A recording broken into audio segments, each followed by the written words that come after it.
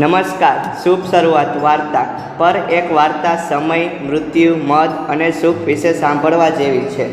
પ્રખ્યાત સાહિત્યકાર ટોલ્સ્ટોયની એક માર્મિક વાર્તા છે. એવી પ્રવાસી જંગલનો પ્રવાસ કરી રહ્યો હતો. એવામાં એક જંગલી હાથી એની પાછળ પડ્યો. પ્રવાસી ભાગવા લાગ્યો.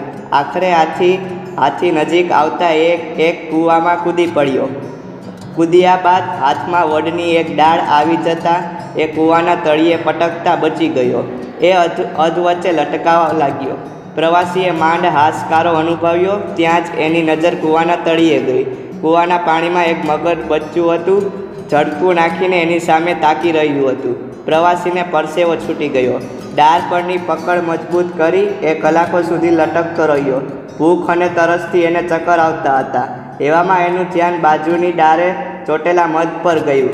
એમાંથી મધ ટપકી રહ્યું હતું.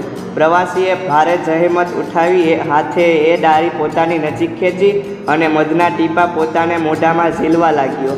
પેટમાં કંઈક જતાં એને આનંદ થઈ ગયો. એનો સ્વાદ માણી પ્રવાસી ઘણીભરી માટે ભૂલી ગયો કે કૂવાના તળિયે એક ખતરનાક મગર ઝડપું ફાડીને એની રાહ જોઈ રહ્યો છે અને કૂવાની બહાર જંગલી હાથીનો ભય ઝડુંબી રહ્યો છે. વાર્તા અહીં પૂરી થાય છે. પ્રવાસીનો પીછો કરી રહેલ હાથી સમય છે. મગર એ મૃત્યુનું પ્રતીક છે અને એ માનવ જીવનમાં સુખ અને આનંદ છે. અને આ બધાનો ચક્રાવો એટલે માનવ જીવન.